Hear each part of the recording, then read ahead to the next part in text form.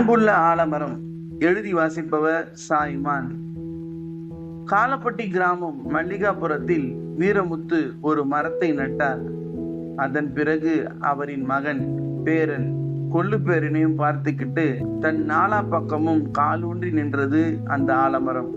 கொள்ளு பேரனாகிய சுப்பன் பிறந்ததிலிருந்து விளையாடுவது அந்த மரத்தில்தான். சில சமயம் அவன் கீழே விழப்போவான். ஆலமர விழுது அவனை அணைத்து தூக்கி வைக்கும். எல்லோரும் காற்றிலே அசையுது என்று நினைத்தனர்.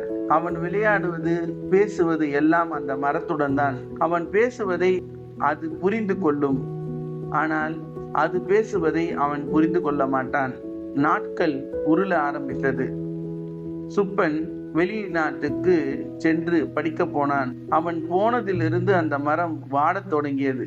டேய், இன்னைக்கு நம்ம சுப்பன் ஊருக்கு திரும்பி வரான்டா என கூறிய சத்தம் ஆலமரத்தின் காதில் கேட்டது.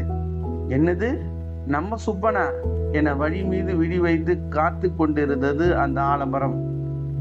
ஆலமரம் நிறுத்தம் வந்துருச்சு, இறங்குறவன் இறங்கலாம் என்றதும் இறங்கினான் சுப்பன். சுப்பனை பார்த்த சந்தோஷத்தில் தலை நிமிர்ந்து நின்றது ஆலமரம். காற்றும் வேகமாய் அடித்துக் கொண்டிருந்தது. இலைகள் பறக்க தொடங்கியது. என்னை ஞாபகம் வைத்து இருப்பான் சுப்பன் என ஆர்வமாய் பார்த்தது. என்ன ஞாபகமோ, சுப்பன் மரத்தை மறந்தே போனான். காற்றும் வேகமாய் அடித்ததால் இலைகள் பறக்க தொடங்கியது. என்னை ஞாபகம் வைத்திருப்பான் சுப்பன் என ஆர்வமாய் பார்த்தது ஆலமரம். என்ன ஞாபகமோ, சுப்பன் மரத்தை மறந்தே போனான். திடீரென மேகங்கள் ஒன்று சேர்ந்து மழையை வருவித்தது. என்ன செய்வதென்று தெரியாமல் சுப்பன் ஆலமர நிழலில் வந்து சேர்ந்தான். அப்பாடா என பெருமூச்சு விட்டது ஆலமரம். தன்னை மறந்து விட்டானோ என நினைத்ததை முறியடித்தான் சுப்பன். என்ன, எப்படி இருக்க? உன்னை பார்த்தே பல வருஷம் ஆச்சே என்றான். நன்றா இருக்கேன் என்று தலையாட்டியது. அதை அவன் புரிந்து கொள்ளவில்லை. வீடு திரும்பினான். நாட்கள் வேகமாய் உருள தொடங்கியது. அவனின் வீடு நெருப்புக்கு இரையானது. ஒரே நாளில் பரம ஏழையானான். அடுத்த வேலைக்கும் சாப்பிட அவனிடம் பணம் இல்லை. எல்லோரிடமும் பணம் கடன் பெற்றான். எல்லோரும் ஏளனமாய் பேசத் தொடங்கினர். ஒரு கட்டத்தில் அவன் மனம் மிகுந்த சோர்வடைந்தது. தன் உயிரை மாய்த்து கொள்ள முற்பட்டான். ஆலமரத்தின் ஒரு கிளையில் கயிற்றை கட்டி தொங்க முற்பட்டான். ஆனால் ஆலமரம் மிக சிரமப்பட்டு அந்த கிளையை உடைத்து விட்டது. பின்னர் மற்றொரு கிளை என 3 முறை அவன் முயற்சி செய்தும் கிளை அறுந்து விழுந்தது.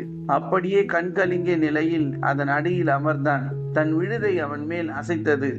அவன் அப்பொழுதுதான் அந்த மரம் ஞாபகத்திற்கு வந்தது. அவனுக்கு அப்பொழுதுதான் அந்த மரம் ஞாபகத்திற்கு வந்தது. அதை வெட்டி விற்க முற்பட்டான். மரத்திற்கு இப்பொழுது மிகுந்த சந்தோஷம். எப்படியாவது நான் சுப்பனை காப்பாற்ற போறேன் என்று. அதற்குள்ளாக பஞ்சாயத்து தலைவர் வந்து, தம்பி, இந்த மரத்தை பஞ்சாயத்துக்கு தந்துவிடு, நாங்கள் பஞ்சாயத்துக்கு பயன்படுத்தி கொள்கிறோம் என்றார். அவர்களுக்கு விற்றான். கடைசியாய் அவனை தொட்டு பார்த்து கொண்டது அந்த ஆலமரம். அதன் பின் அந்த ஊரை விட்டு புறப்பட்டான். ஆலமரம் அவன் எப்பொழுது வருவான் என பல வருடம் காத்திருந்தது. இன்னும் காத்து கொண்டே இருக்கிறது. ஒரு நாள் கண்டிப்பாய் சுப்பன் வருவான்.